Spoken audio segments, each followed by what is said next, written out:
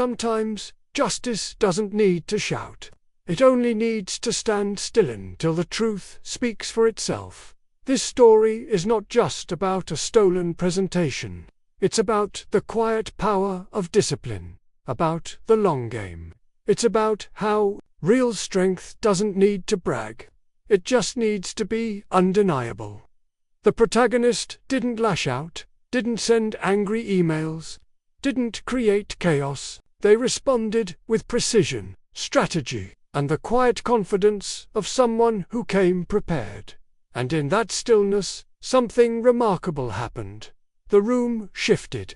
The silence turned into recognition. And the truth surfaced without a single accusation. Because when you build something with your own hands, your time, your sacrifices, it carries your fingerprint. And no one can steal that. There's a lesson here. You don't always have to fight dirty to win. You just have to build something so real, so solid, so essential, that it speaks louder than betrayal ever could. The moment they plugged in the USB and the real data lit up the screen, that wasn't revenge. That was reclamation. It wasn't about humiliating someone. It was about reclaiming your voice. Later, when the room listened, when the promotion came, when inboxes flooded with respect, the victory wasn't in the applause. It was in the quiet knowing. I didn't just prove them wrong. I proved myself right. And the most powerful part, they paid it forward. They didn't become hardened or bitter. They created safe space for others. They became the leader they once needed, because legacy isn't made in loud moments. Legacy is made when you pull someone else forward and say, I see you. I believe in your work. Let's build together. And that's the real takeaway. Don't just chase recognition. Chase truth. Don't just want to win. Want to be undeniable. Don't scream for credit. Let your work whisper, I built this. The best revenge isn't revenge at all. It's building a life so grounded in your own power that even those who tried to erase you end up realizing you were the ground they were standing on. Success doesn't echo. It reverberates, not just through quarterly reports or KPIs, but through people, through what they say when you're not in the room, through what they build because you gave them permission to believe in themselves. And that's when it hits you. You don't just want to lead, you want to leave something behind. I started running Monday morning SYNCS. Voluntary, no agenda, no posturing. Just a space where junior staff could show unfinished work. Ask the dumb questions. Get feedback without fear. The first week, 2 people showed up. By the 3rd month, we had to move it into the big conference room. No one made them come. They just wanted to, because it was safe, because it was honest, because when you strip ego out of leadership, innovation rushes in like air into a vacuum. I stopped being surprised when people stayed after meetings just to ask, how did you know it would work? The answer was always the same. I didn't. I hoped it would. I believed it could. But I only knew one thing for sure. That it was mine. And when you own something from blueprint to executio, don't need guarantees. You just need to show up. Again and again. On the anniversary of the rollout, they threw a surprise appreciation lunch. Posters with milestone achievements. Personal thank you notes in Sharpie. Even a cake with a tiny laptop printed on the icing. I laughed. I made a quick speech, kept it light. But afterward, I took the notes to my office, read each one in silence. Some were short. You're the reason I stayed in tech. You made me feel like I mattered. One said, you taught me that quiet people can be powerful. I read that one twice, then tucked it inside my notebook. That sentence was everything I had ever hoped someone would say, not about me, about themselves. I didn't know it yet, but my time in that role was coming to an end. Not from failure, from evolution. A recruiter reached out from a firm 3 times our size. They'd seen the case study from our national rollout. They wanted me to build something bigger. Same blueprint, she said over Zoom, but on a global scale. I thought about it, not for the money, not for the title, but for the challenge, for the chance to build something new. This time with the full force of my name behind it from day one. Before I accepted, I met with my VP. He smiled before I even spoke. They reached out, didn't they? Nodded. He didn't look surprised. Just proud. Then go, he said. Build it, and don't look back. I didn't clear my desk right away. Instead, I wrote a letter. Not to her, to them, the next generation, the ones still doubting themselves in meeting rooms, still wondering if they're allowed to speak. Here's what I wrote. Dear builder, they may not hear you at first. They may even try to take what you've made and wear it like their own skin.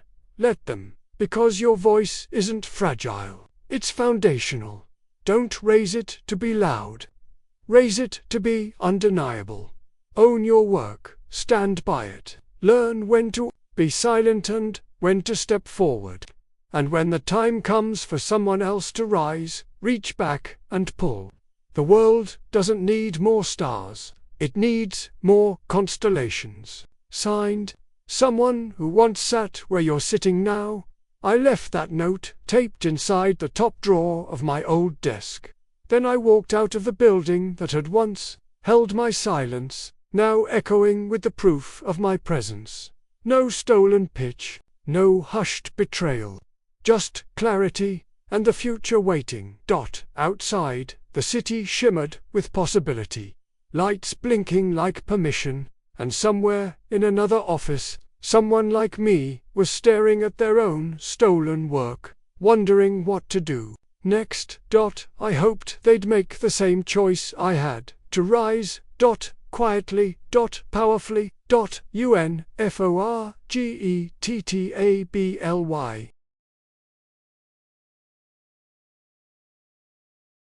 Success, when it comes the right way, doesn't crash through the door. It doesn't scream or wave banners.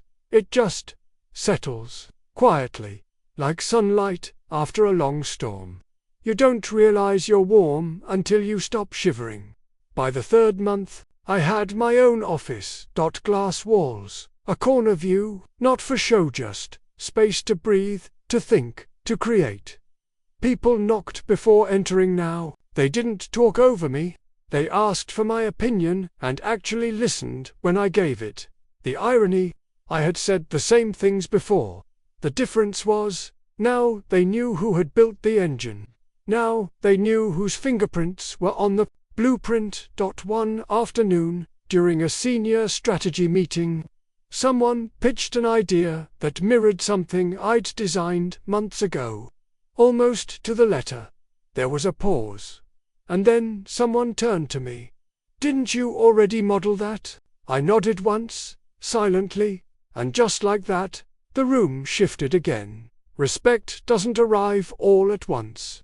It builds layer by layer until even the skeptics can't deny the foundation. I never once brought her name up. Not in follow-ups, not in debriefs. I didn't need to. She was no longer a player in the story. She was a cautionary tale, a footnote, proof that shortcuts are expensive in the long run, and always come due. But here's the thing they don't tell you about success. It's not a finish line. It's a responsibility. Once you have its real success, you become its steward. You don't guard it with ego. You protect it with ethics. So I paid it forward.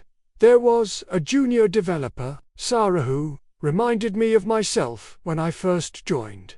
Smart, quiet, brilliant in bursts, and constantly getting her ideas drowned in meetings. One day, she pitched something in a planning session. A good idea. Nobody reacted. The room moved on. I interrupted. Let's go back to what Sarah said. I said, that framework might actually solve our load balancing issue. The room paused, people nodded, and just like that she had space.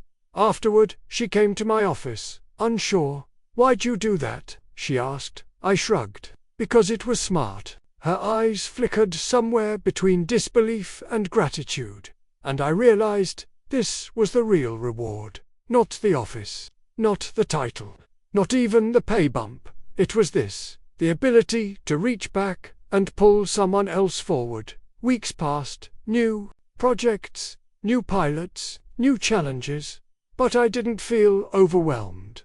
I felt ready because now I wasn't just responding. I was leading, not in title, in impact. Then, one morning, I got a package, no return address. Inside, an old, worn copy of The Art of Strategy. Tucked inside was a note. "You won. Fair and square." I wasn't ready to admit it then, but I see it now. "Don't stop." It wasn't signed, but the handwriting was familiar. Different from the rushed scrawl in the apology note. This was slower, thoughtful, like someone had finally taken their time. I didn't frame it, didn't email her back. I just placed the book on my shelf. A quiet symbol, not of victory, but of closure. Because even ghosts deserve to rest somewhere. Later that quarter, we launched the national phase of the logistics initiative. Numbers came in, stronger than forecasted. The model I'd built, tweaked, expanded, scaled, held up under real-world pressure. Efficiencies rose, delays dropped, revenue lifted. The board was impressed, but more than that, they were curious. "How did you do it?" one asked at a quarterly presentation. I smiled, clicked the next slide, and said, "We stopped pretending leadership is about who talks the loudest. We started listening to the people actually building the future." Silence, then applause. Not thunderous, but steady. Certain. Back in my office, I stood by the window, city lights blinking below, my reflection layered over the skyline. I thought about the beginning, the stolen pitch, the silence, the choice I made to not attack, but reveal. And I realized, that moment, in that conference room, it wasn't revenge, it was liberation, because I didn't just protect my work, I reclaimed my name, and no one could ever take it again. What she took from me wasn't just a file or a meeting, it was belief. Mine. In myself. For weeks, I had second-guessed, minimized, let her ego fill the space my confidence should have occupied. But that version of me, he was gone. I didn't just want to reclaim what had been stolen. I wanted to rise so high no one could ever reach me again, let alone steal from me. The promotion came. 2 months later. It wasn't a surprise, it was gravity finally working in my favor. I stood in that same conference room, but this time the room was different. Senior leadership, external partners, even 2 executives flown in from other branches. They'd come to see the full national rollout. They'd come to hear me. The lights dimmed, I clicked the remote, and the first slide bloomed across the screen. Projected savings, impact metrics, bold gold lettering. But I didn't raise my voice. I didn't need to. Every word I spoke came from a place of authority, not memorized, but lived. Because that's the difference between reading a story and writing it. I had written this story, and I wasn't handing the pen to anyone ever again. Slide after slide flowed like breath. The room was silent in the best way, not bored, absorbed, noticing. People nodded, scribbled notes, tapped ideas into their phones, already planning integrations and follow-ups. No one looked at me like a backup player anymore. No one asked who else helped. No one glanced at the door, expecting her to walk in. She was gone, and the shadow she'd tried to cast over me had lifted. Not because I shouted, not because I fought, because I stood in the light of my own work. After the presentation ended, people crowded around. Congratulatory handshakes, business cards, ideas. Someone from another branch leaned in and said, "That was the clearest logistics model I've seen in 10 years. Someone else said, "When can you come train our team?" I smiled politely, but inside I felt something bloom. Not pride, not even vindication, just rightness, like gravity realigning, like breath coming freely for the first time in years. Later, that day, back at my desk, I saw it. A small envelope, unlabeled, propped against my monitor. I opened it carefully. Inside was a single note, written in a rushed, messy script. "I'm sorry. No name." But I didn't need one. I knew. I stared at the paper. For a long time, I'd expected to feel something sharp. Satisfaction, or at least the flicker of triumph. But I didn't, because, by the time she'd realized what she'd done, I wasn't even standing in that moment anymore. I was already 3 steps beyond it. I didn't crumple the note, didn't frame it. I folded it neatly, slipped it under a stack of old project files in my bottom desk drawer, not as a trophy, not as a scar, as proof that sometimes the people who try to bury you don't realize you were the ground they were standing on. The city outside my window blinked awake with evening light. One building at a time, one office at a time, like stars refusing to be drowned by night and me. I wasn't just surviving anymore. I was building an empire, and this time my name was carved into the foundation.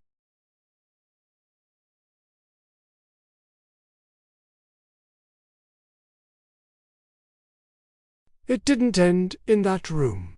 Not really. The unraveling continued long after the slides faded from the screen. She came in late the next morning. No announcement, no eye contact.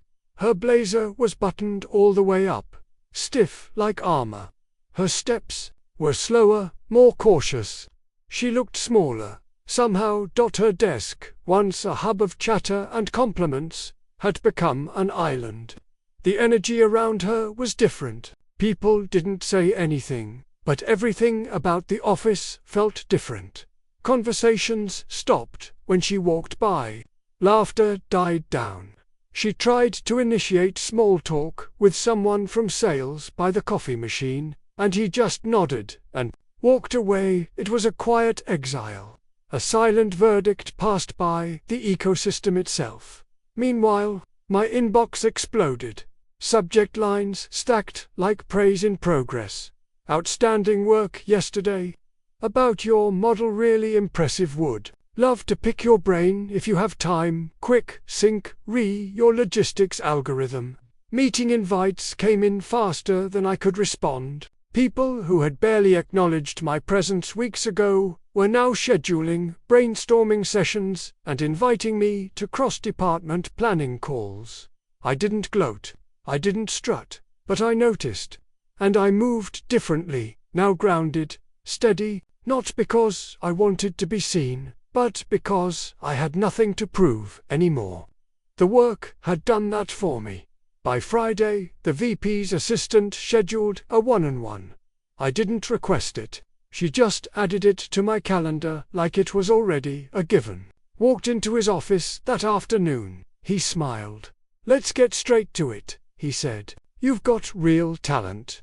But more importantly, you've got discipline, vision, and execution. That's rare." He didn't mention her name. He didn't need to. She was already being written out of the future, one meeting, one initiative at a time. "We want you leading the next phase," he continued. "We're considering a full national rollout by Q3. You'd have direct oversight, and you'd report to me." I nodded once, calm, professional, but inside, something long buried finally stirred, something reclaimed. Not pride, not revenge, something cleaner, like breath, like space. Later that day, she tried to corner me. The break room was quiet.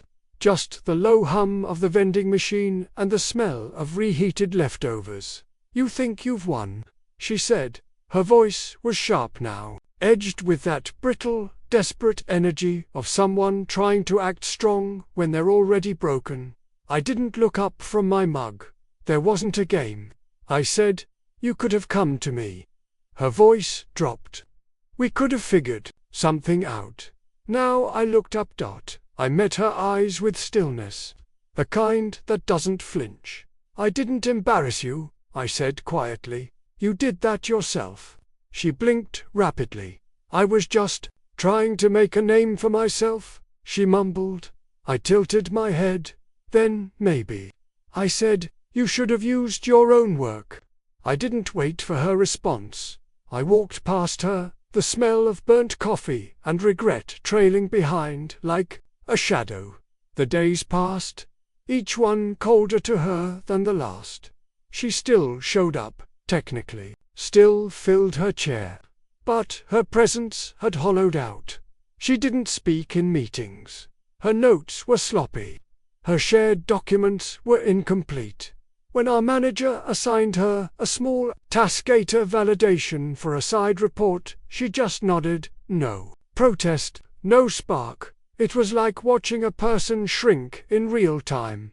One day, I caught her staring at her own hands in the reflection of her black laptop screen. Not typing, just fading. Then, the email came. It hit my inbox at 6:17 p.m. Just as I was packing up. Subject, transition body, effective immediately. I will be stepping back from my current role to explore new opportunities. I'm proud of the work we've done together. Please direct all ongoing inquiries related to the logistics initiative to my name. No sign-off, no signature. Just an ending. That night, I sat by the window of my apartment, a glass of dark wine in hand, the city humming, low and distant. I stared at the email again. Not with joy, not with pity, not even with relief. I felt nothing. And then, I felt free. By the end of the week, her desk was cleared out. No farewell email, no card, no group photo, just an HR rep quietly placing her nameplate in a box.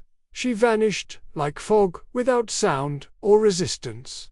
But me, I was just getting started. I stepped forward slowly, every move deliberate, my heart beat steady, measured, not racing. This wasn't adrenaline. It was clarity. The VP gestured toward the front of the room. "Please, walk us through it." I nodded, walked up beside her, without even glancing her way. Her perfume lingered, sweet, synthetic, but the power behind it had dissolved. I took a breath, clicked the remote. Slide 2 appeared. A side-by-side comparison, the current system versus the optimized model.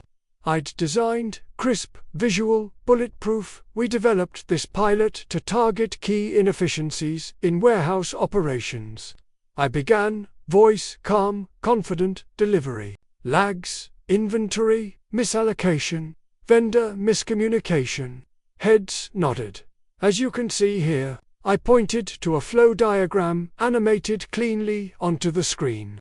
We layered predictive analytics over real-time feedback loops, then fed that data into an AI-adaptive logistics engine. I let that settle. No theatrics, just work, truth, structure. Behind me, the screen transitioned again. Color-coded graphs, time series, data, custom-built charts, everything she didn't have because she didn't build it. We ran 3 iterations over 6 weeks. I continued. The third, this model was built on a hybrid neural net trained on Q3, Q1 logistics data. I paused, let them absorb it. Results: 37% improvement in shipment accuracy, 31% reduction in idle inventory, and a 14% decrease in transit time. Someone, near the VP, murmured, "Wow." I didn't smile. This wasn't a performance. This was reclamation. I moved to the next slider, detailed breakdown of shipment prediction variances versus actual outcomes. The projection model held consistent, with a margin of deviation under 2.3%. That's below our threshold for live rollout, I said. I felt her eyes on me the entire time. At one point, I turned and finally looked at her.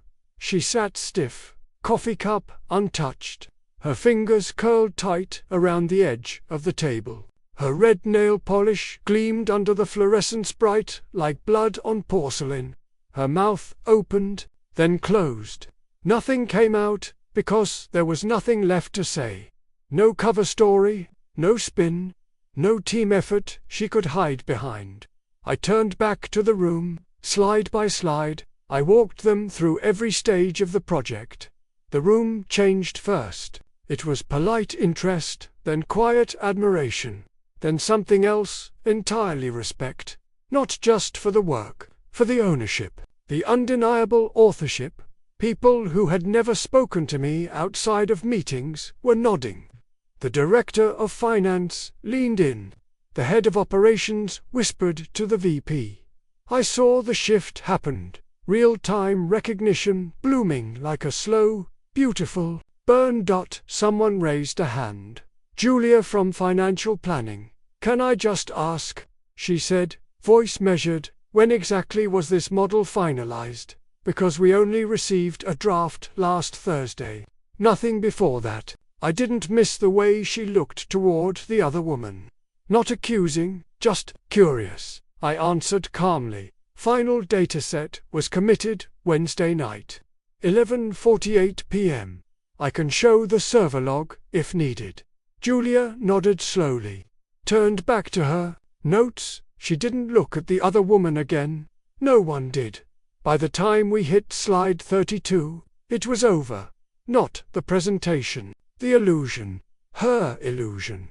The VP leaned forward, one brow raised, a smile just ghosting his lips. Well, he said, that answers that. I closed the laptop softly. No applause, no outburst, just silence, the kind that says everything has changed. I'm happy to walk through the back-end logic or share access to the sandbox model. I added, there are some custom Python scripts we used for integration with legacy systems. It's well documented. The VP nodded.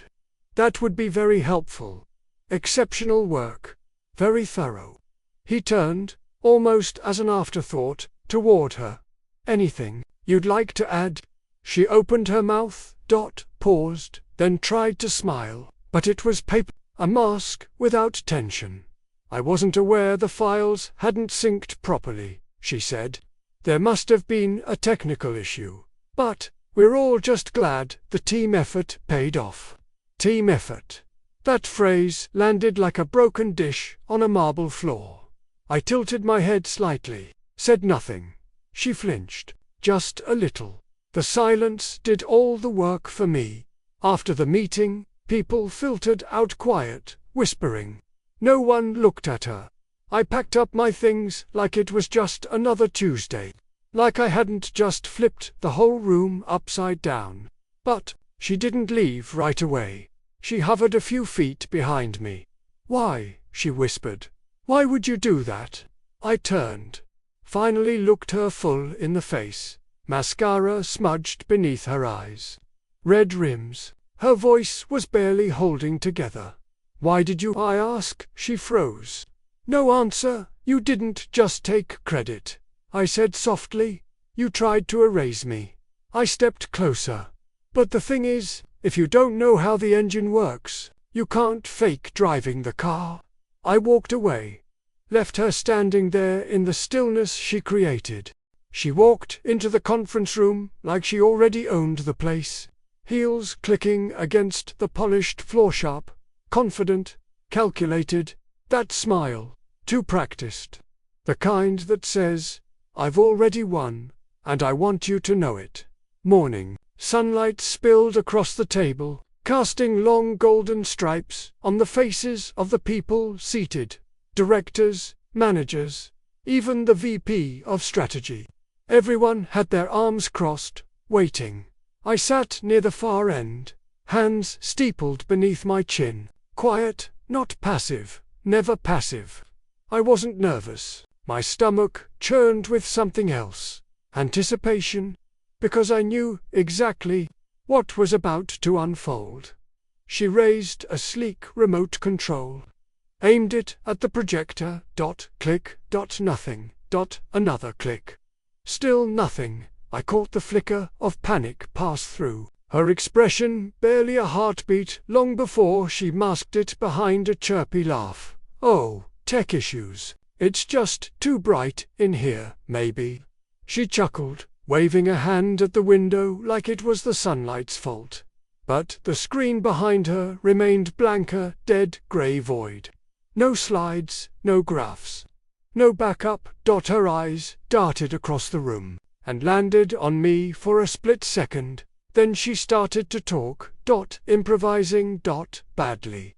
It was like watching someone step out onto a tightrope, only to realize mid-stride that there's no net. And the rope, it's soaked in oil. She started explaining the pilot project, our pilot project, the structure, the goals, the timeline. She tried to make it sound fluid, like she was the architect behind the blueprint. But I recognized every word she used, because they were mine. She had stolen the pitch from our late-night meetings, word for word. My phrasing, my structure, my strategy. Except now, it was wrapped in her voice.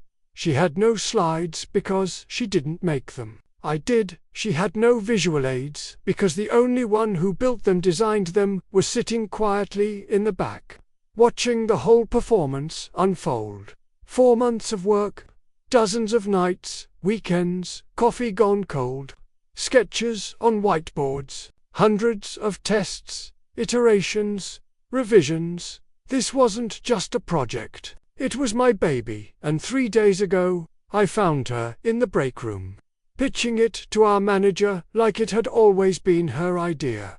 I've been leading this initiative for a while, she said so casually, sipping her coffee like it was just another Tuesday. I stood around the corner, unseen, listening. My blood roared in my ears, but I didn't confront her then. I smiled, walked away, and started planning.